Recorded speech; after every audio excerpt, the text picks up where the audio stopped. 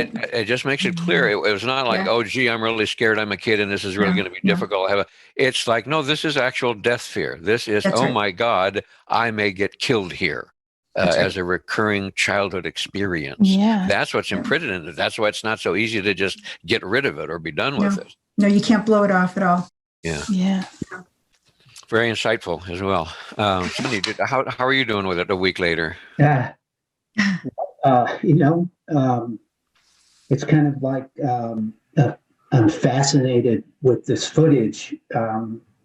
There's so much buried, so many layers to it, and I keep watching it. I've watched the whole thing twice, but I keep going back to certain areas to rewatch.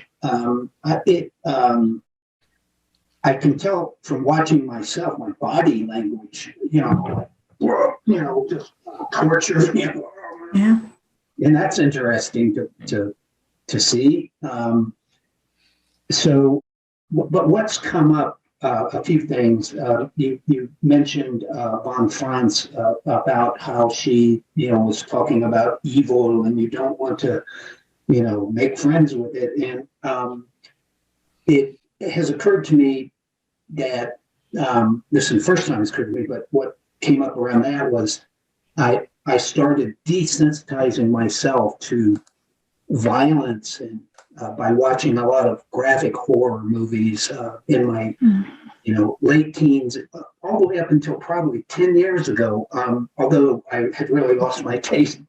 But it was like a mechanism for, desensitization, because this is a brutal world. Part of my personal journey was to desensitize to violence. And, it hasn't really, it may have worked at an outer level, but gosh, if you look at the outer world, how much more violent and just blatantly violent is our culture these days.